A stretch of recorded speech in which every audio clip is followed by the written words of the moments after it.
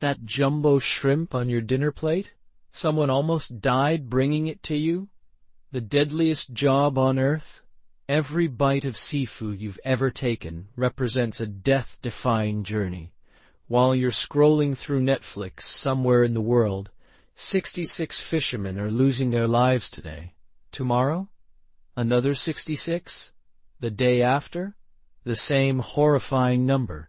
Commercial fishing kills more people per capita than any other profession on the planet, claiming nearly 24,000 lives annually.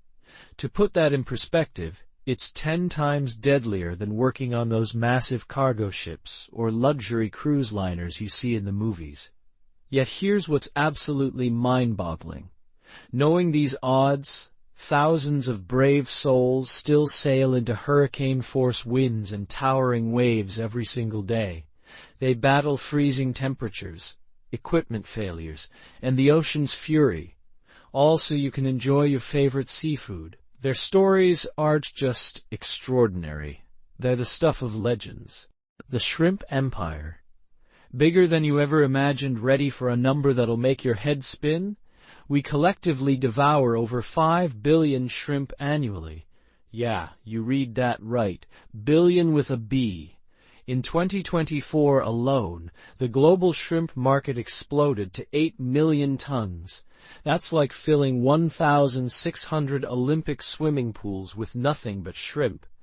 Down in Louisiana's waters, fishermen have perfected an art form that's both brilliant and heartbreaking. They drag massive nets along the seafloor at a turtle's pace, just 2 miles per hour, scooping up everything in their path. It's incredibly effective, but here's the gut-wrenching truth. For every single pound of shrimp they catch, 4 pounds of other marine life gets tossed back into the ocean, usually dead or dying. Imagine going grocery shopping and throwing away 80% of what you pick up. That's essentially what's happening beneath the waves, and it's got environmentalists pulling their hair out. But wait, there's a completely different world happening in Southeast Asian deltas that'll restore your faith in sustainable fishing. Entire families wade knee-deep into muddy lagoons, catching shrimp one by one with their bare hands. It sounds primitive, but it's actually genius. These mud-covered treasure hunters have turned shrimp catching into a community celebration. Some places even throw festivals where neighbors compete to see who can catch the most shrimp while laughing and storytelling in the mud. It's slower, sure, but it's also safer for both the fishermen and the ecosystem. Indonesia's midnight squid spectacle. Here's where things get really wild. In Indonesian waters, fishing boats become floating discos every night, blazing with LED lights that can be seen for miles. But they're not throwing parties, they're hunting squid with space-age precision. Squid are basically underwater moths. They can't resist bright lights. So clever, Indonesian fishermen drop automated lures that look exactly like baby squid, then flip on their LED light shows. The squid swim straight into the traps like they're following a Pied Piper. But even this high-tech approach has its dark side. Tin mining has polluted their waters, unpredictable storms batter their boats, and squid prices have plummeted so low that many captains are going broke. At just $10 for every 4 pounds, it's barely enough to keep the lights on literally. Louisiana's crawfish catastrophe.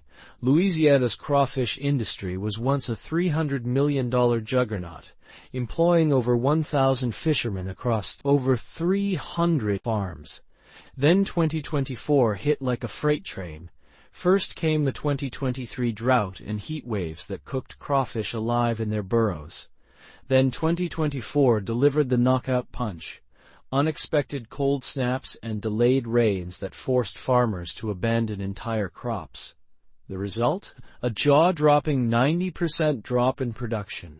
To put this in perspective, Louisiana needs about 1.5 billion adult crawfish to restore its population. That's like trying to rebuild an entire city from scratch. The ripple effects will haunt thousands of families for years to come. Alaska's frozen fortune. If you think your job is tough, try pulling 200-pound nets in -28°F weather while 20-foot waves crash over your deck. Welcome to Alaska's salmon fishing industry, where they produce 95% of America's salmon in conditions that would make polar bears shiver.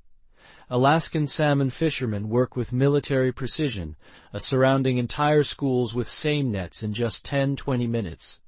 One successful haul can net tons of fish worth thousands of dollars, but success comes at a brutal cost. Fishing accounts for 1/3 of all workplace deaths in Alaska. The most haunting part? They work in temperatures that can literally freeze exposed skin in minutes, on decks so slippery they're like ice rinks in a hurricane. The ocean's blue gold. Now let's talk about the Rolls-Royce of seafood, tuna. At $40 per pound, it's nicknamed blue gold for good reason. The global tuna industry moves nearly 7 million tons annually, and the top fishermen can earn $85,000 a year. While technology has revolutionized most fishing, many tuna hunters still prefer the ancient art of rod and reel. Imagine standing on a boat's edge for hours, repeatedly casting and reeling under the blazing sun, your muscles screaming with each pull. It sounds torturous. But when you're hauling in fish worth hundreds of dollars each, the pain becomes profit. Where fortunes rise and fall. Remember those reality TV shows about crab fishing? They weren't exaggerating about the money. Professional crab boat captains can pocket $150,000, $170,000 in just a few weeks. Some make even more. But before you start dreaming of maritime riches, let me paint the real picture. The Chesapeake Bay, America's largest estuary, is facing an environmental nightmare. Blue crab populations have crashed to just 238 million, the second lowest in recorded history. The culprit? A toxic cocktail of pollution, invasive predators, and shrinking seagrass beds. There's a running joke that if you drop your wedding ring down a New York sewer, it'll float past Baltimore eventually. That's not really funny when you realize this pollution is creating underwater dead zones where nothing can survive. Meanwhile, in Japan's Hokkaido waters, fishermen brave sub-zero temperatures to catch king crabs worth $30.60 per pound. They use long-line fishing at 600-foot depths during the worst winter storms imaginable. Only the toughest survive, but those who do are rewarded with liquid gold. The future of ocean harvesting, from Louisiana's mud-dwelling shrimp catchers to Alaska's ice-battling salmon hunters. Every piece of seafood on your plate represents an incredible human story of courage, ingenuity, and determination. But here's the million-dollar question keeping marine biologists awake at night. How do we balance feeding the world with protecting our oceans? Some fishermen are embracing ancient techniques that work with nature instead of against it. Others are developing technology that could revolutionize how we harvest the sea. The future of our oceans, and the brave souls who work them, depends on finding that perfect balance. What do you think? Should we prioritize feeding billions of people or protecting marine ecosystems for future generations? The answer might be more complex than you imagine.